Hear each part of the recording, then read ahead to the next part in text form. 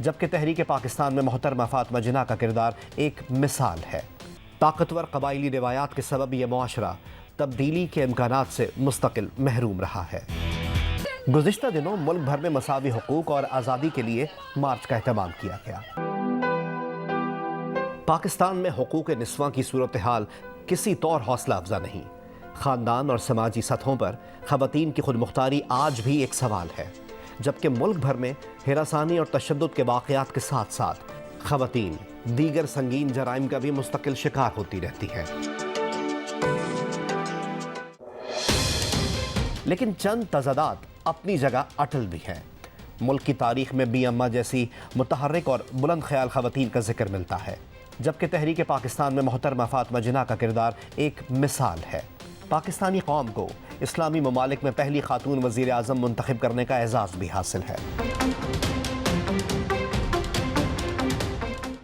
کہانی منجمد ایک حرف میں رکھی گئی تھی۔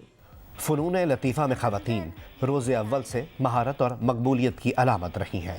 تعلیم اور ہنرمندی کے سبب حاصل کیے گئے عہدوں اور اعزازات کی بھی ایک لمبی فہرست موجود ہے، لیکن پاکستان کی تاریخ اور سماج کا یہ روشن چہرہ ملک کی 10% سے بھی کم آبادی کا نمائندہ ہے۔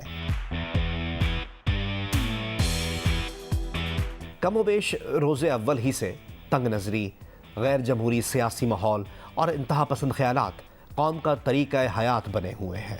طاقتور قبائلی روایات کے سبب یہ معاشرہ تبدیلی کے امکانات سے مستقل محروم رہا ہے۔ پھر ستم یہ کہ 1977 میں جنرل ضیاء الحق کی آمریت حقوق نسواں کی عالمی لہر کے راستے کی سب سے بڑی دیوار ثابت ہوئی۔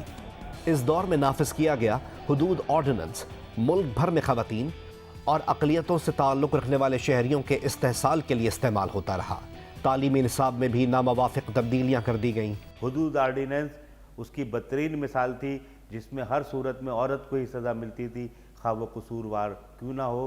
تو یہ ایک ظالمانہ قانون تھا جس نے بہت زیادہ عورتوں کی ترقی کو نقصان پہنچایا۔ ضیاء الحق کے زمانے کے بعد سے بہت زیادہ گرنے لگا، عورت کی حیثیت گرنے لگی، کیونکہ یہ جو انہوں نے قانون جو کہ میں سمجھتی ہوں کہ عورتوں کے خلاف تھے۔ سال 1983 میں آخرکار چند باہمت خواتین نے لاہور میں ان سیاہ قوانین کے خلاف ایک بڑا مظاہرہ کیا۔ ویمن ایکشن فورم کے تحت کیے جانے والے اس مارچ کے دوران انتظامیہ نے خوفزدہ ہو کر مظاہرین پر حملہ کر دیا۔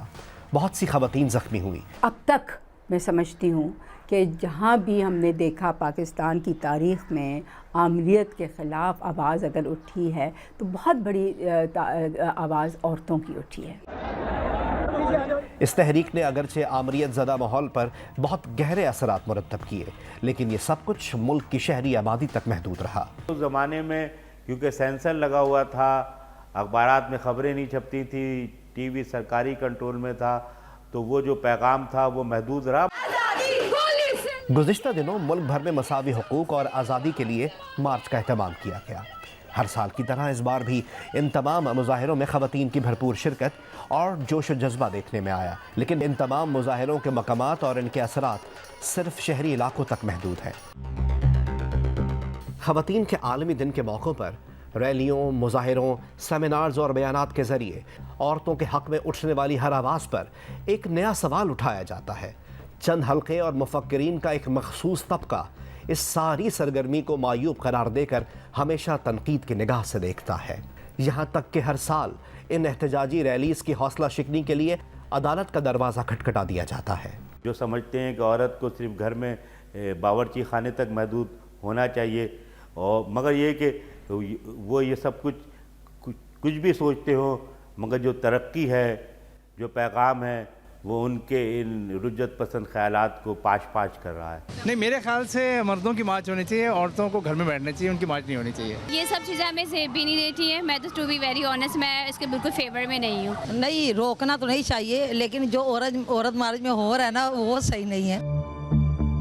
دوسری جانب پاکستان کے خاص حالات میں گھریلو تشدد، غیرت کے نام پر قتل اور عورت کے حقوق پر ڈاکے اور ہٹ دھرمی کے خلاف آواز اٹھانے کو کبھی لسانی، کبھی مذہبی اور کبھی سیاسی رنگ دے کر रद्द किया जाता है।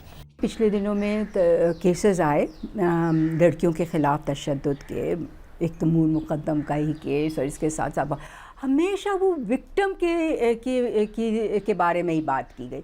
अरे वो लड़की तो ऐसी थी, वो तो लड़कों से मिलने जाती थी।